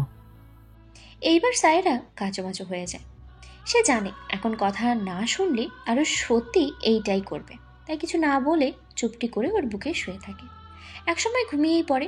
আরও সায়রার দিকে তাকিয়ে মনে মনে বলে, যা, এই আরশোলার জন্য তোমায় কাছে তো পেলাম। চিন্তা করো না, খুব জলদি তোমার এই সকল রাগ আমি দূর করে দেব। সব সময় আঁকড়ে রাখবো তোমাকে। যতদিন বেঁচে থাকবো ততদিন আমার এই বুকে তোমাকে আঁকড়ে রাখবো। আরও সায়রার কপালে ভালোবাসার এক স্পর্শ এঁকে ওকে জড়িয়ে ধরে শুয়ে থাকে। দেখতে দেখতে 1 সপ্তাহ কেটে যায়। এই 1 সপ্তাহ আরও সায়রাকে আরশোলার ভয় দেখিয়ে জ্বালিয়ে মেরেছে। কি না করতে বলেছে ওকে, কখনো কিস করো তো কখনো ঘুম পাড়িয়ে দাও, নয়তো কখনো খাইয়ে দাও, আবার কখনো শাড়ি পরো। কিন্তু এর মধ্যে দিয়ে আরশ তার ভালোবাসার প্রতিনিয়ত সায়রাকে বুঝিয়ে দিয়েছে। 1 মিনিটের জন্য সায়রার চোখের আড়ালে হলে সে অস্থির হয়ে যায়। আরশ সায়রার ছোট থেকে ছোট জিনিসের খেয়াল রাখে, কোনো কিছুর কমতি রাখে না নিজের ভালোবাসায় সায়রাকে উপলব্ধি করানোর জন্য। রাতে সায়রা বারান্দার গ্রিলের উপরে হাত রেখে দাঁড়িয়ে আকাশের পানে তাকিয়ে আছে। আকাশে অজস্র তারা চিকচিক করছে, তার মধ্যে এক গোলাকার থালার মতো চাঁদ চারিদিকে তার স্নিগ্ধ আলো ছড়িয়ে দিচ্ছে। আজ সায়রা অন্য কিছু নিয়ে ভাবছে না, বরং আজ শুধু আরুষকে নিয়েই ভাবছে। ভাবছে বললে ভুল হবে, সে এখন আরুষের ভাবনায় মগ্ন। হ্যাঁ, আরুষ যেন আজ সায়রার অভ্যাসে পরিণত হয়েছে। আরুষের এইসব পাগলামিতে সে এখন বিরক্ত বোধ করে না, বরং তার এখন এইসব ভালো লাগে। ওর বিরক্তিকর জিনিসগুলো এখন ভালো লাগতে পরিণত হয়েছে, কিন্তু তা সে আরুষকে বুঝতে দেয়নি। সায়রা এখন ধীরে ধীরে আরুষকে আপন করে নিচ্ছে। সে যে আর তার অভিমান ধরে রাখতে পারছে না। কিভাবেই বা রাখবে? যাকে আমরা ভালোবাসি তার উপরে কি কখনো রাগ বা অভিমান করে থাকা যায়? যায় না। কারণ ভালোবাসার মানুষ যতই কষ্ট দিক না কেন, তার উপরে রাগ করে থাকা যায় না, আর তাকে কষ্টও দেওয়া যায় না। তাকে কষ্ট দিলেই নিজেকে তার থেকে বেশি কষ্ট অনুভব করতে হয়। তাই সে এখন ঠিক করেছে আরুষকে আর কষ্ট দেবে না, চেষ্টা করবে সব ভুলে নতুন জীবন শুরু করার। কিন্তু সব কি ভোলা এতই সহজ? সায়রা যখন আরুষের ভাবনায় মগ্ন, তখন আরুষ বারান্দায় প্রবেশ করে। সে এসে সায়রার পাশে দাঁড়ায়। আরুষ মুগ্ধ নয়নে সায়রার দিকে তাকিয়ে আছে, কেননা চাঁদের স্নিগ্ধ আলো এসে সায়রার মুখে পড়ছে। এতে সায়রার মুখখানি একদম স্পষ্ট বোঝা যাচ্ছে। অন্যরকম সৌন্দর্য ফুটে উঠেছে তার চেহারায়। লম্বা চুলগুলো বাতাসে উড়ছে, সব মিলিয়ে আরুষের নেশা ধরিয়ে দিচ্ছে। আরুষের ইচ্ছে করছে এখনই তার এই মায়াবতীর মাঝে ডুব দিতে, কিন্তু আফসোস তা হয়তো এই মুহূর্তে সম্ভব না। কেননা সায়রা যে এখনও তাকে ক্ষমা করেনি, তার উপরে যে সে এখনও রেগে আছে। আর এমনিও আরুষ চায় সায়রা নিজের মন থেকে সব মেনে নিয়ে তাকে আপন করুক। তারপরে না হয় সে সায়রাকে আবার নিজের ভালোবাসায় রং দিয়ে রাঙিয়ে দেবে, আপন করে নিয়ে চিরতরের জন্য নিজের বুকে আগলিয়ে রাখবে। আরুষ সায়রার আর একটু কাছে যেয়ে তার পাশ ঘেঁষে দাঁড়িয়ে আকাশের পানে তাকিয়ে বলে, কি ভাবছো এই অসীম নক্ষত্রের দিকে তাকিয়ে? আরুষের কথায় সায়রার নিজের ভাবনার জগৎ থেকে বেরিয়ে আসে। তারপরে সে একবার আরুষের দিকে তাকায়, আবার আকাশের পানে তাকিয়ে বলে, কিছু ভাবছি না তা বললে ভুল হবে, আবার ভাবছি তাও বলতে পারছি না। আসলে বলতে গেলে আমি জীবনের হিসাব মিলাচ্ছিলাম যে বিয়ের পর আমাদের মধ্যে কি ছিল আর এখন কি আছে, আগে কেমন ছিলাম আর এখন কেমন, আগে আমার প্রতি তোমার ব্যবহার কেমন ছিল আর এখন কেমন। জানো, এইসব মিলিয়ে শেষে কি পেলাম? কি? যে আমরা সময়ের স্রোতে অতিবাহিত হয়ে চলেছি। সময় যে কাউকে থেমে থাকতে দেয় না। সময় যেমন খারাপ হয় তেমন ভালোও হয়, আর সাথে সে যে সকলকে পরিবর্তন করতে সক্ষম, যেমন তোমায় আর আমায় কতটাই না পরিবর্তন করে ফেলেছে। আজ সত্যি একটা কথা মানতে বাধ্য হচ্ছি, সকলের জীবনেই সময়ের একটা সময় সব সময় স্মরণীয় হয়ে থাকে, আর আমার জীবনে সেই সময়টা হলো তোমার সাথে আমার কাটানো সেই সময়গুলো, যখন নাকি তোমার আমার মাঝে কোনো কিন্তু ছিল না, কোনো অপবাদ ছিল না, ছিল না কোনো থার্ড পারসন, ছিল না কোনো ভুল বোঝাবুঝি। কতটা না হাসি খুশি ছিলাম, দুজনের জন্য দুজনের ভালোবাসা কোনো কমতি ছিল না। আমি যদি পারতাম না তাহলে সেই সময়টাকে বেঁধে রাখতাম, কখনো অতিবাহিত হতেই দিতাম না। সময়কে কখনো বাধা যায় না, এটা করার চেষ্টা করাটাও বৃথা। সময় তো চলমান নদীর ধারার মতো, তা নিজ গতিতে বয়েই যাবে।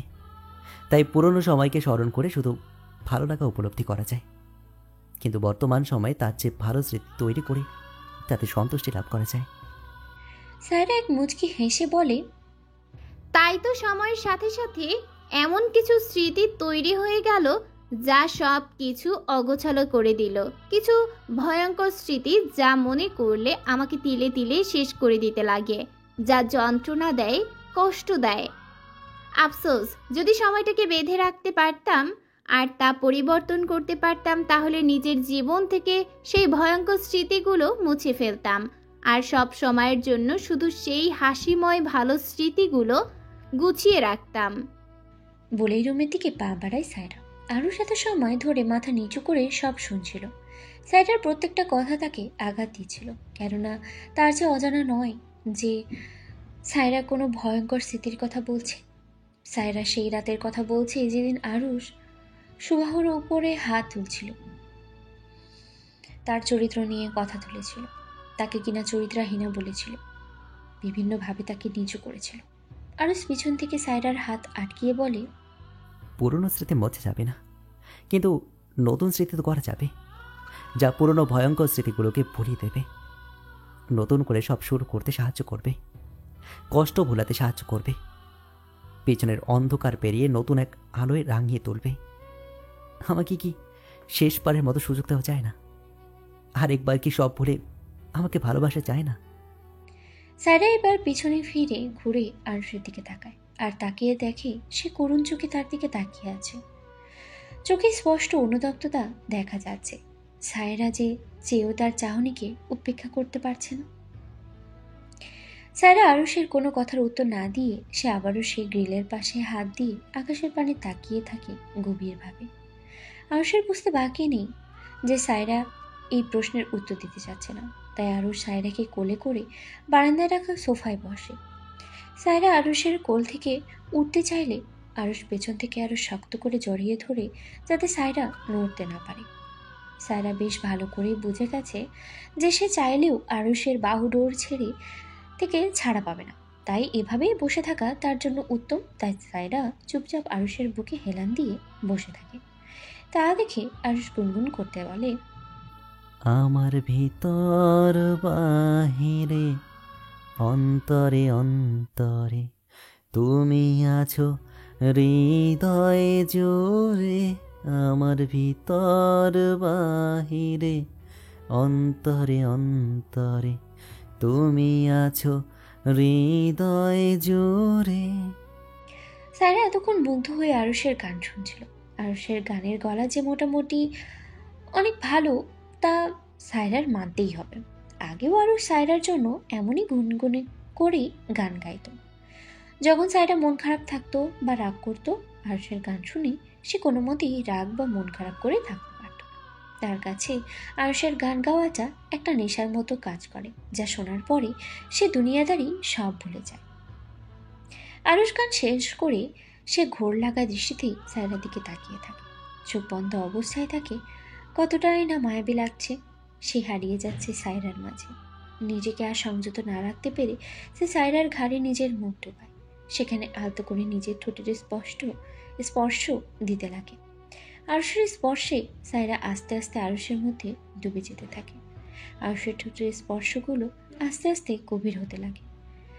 আর সায়রা চেয়েও আরুষকে বাধা দিতে পারছে না বলে ভুল হবে, দিতে আসলে সে চাইছেই না, কেননা সে যে নিজেই তো আরুষের স্পর্শে ডুব দিতে চাচ্ছে।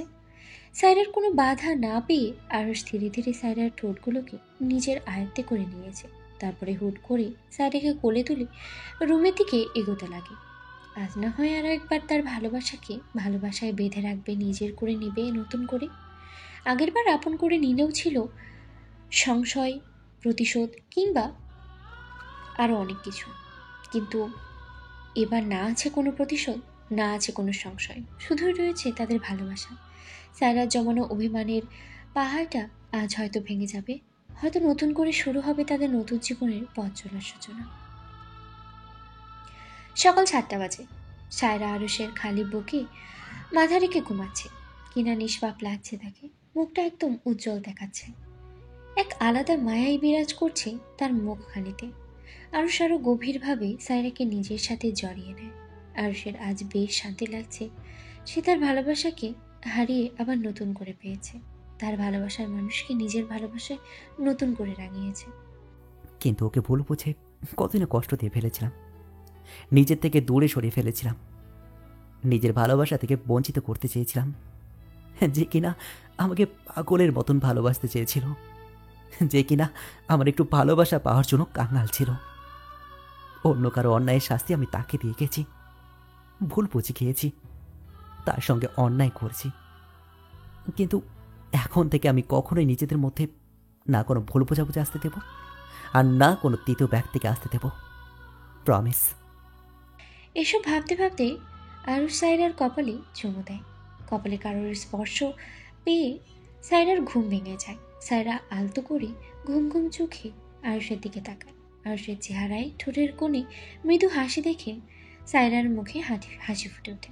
আরুষ সায়রাকে নিজের সাথে আলতো করে জড়িয়ে ধরে তার কানের কাছে ফিসফিস করে বলে, গুড মর্নিং জান। গুড মর্নিং, মিষ্টি একটা হাসি দিয়ে বললাম। ঘুম কেমন হলো শুনি? ভ্রু নাচি। এই কথা শুনে সায়রার মুখে এক লাল আভা ফুটে ওঠে। সে লজ্জায় আরুষের বুকে মুখ লুকায়। তা দেখে আরুষ বলে, সরি জান, তোমাকে ভুল বুঝে অনেক কষ্ট দিয়ে ফেলেছিলাম, অনেক অন্যায় করেছিলাম তোমার সামনে, মাফ করে দিও। আমাকে কি শেষবারের মতন সুযোগ দেবে? দেবে কি সুযোগ? তোমাকে আমার ভালোবাসায় ভরিয়ে দিতে, নিজের ভালোবাসার চাদরে মুড়িয়ে দিতে। সায়রা মাথা উঁচু করে একটি মিষ্টি হাসি দিয়ে আরুষের ঠোঁটে আলতো করে নিজের ঠোঁট ছোঁয়। তারপর ওর বুকে মাথা রেখে বলে, দোষ শুধু তোমার একার ছিল না, আমারও ছিল, তাই তুমি মাপ চেয়েও না। আর এখন থেকে সকল সংশয় ভুলে নতুন করে জীবন সাজাবো, যেখানে থাকবো শুধু তুমি আর আমি, আমাদের ভালোবাসা। কিন্তু এর আগে কথা দাও আর কখনো আমার সাথে এমন বাজে ব্যবহার করবে না। যত ভুল বোঝাবুঝি রাগারাগি হোক না কেন, দুজন শান্তভাবে নিজেদের মধ্যে মিটিয়ে নিব, কথা দাও।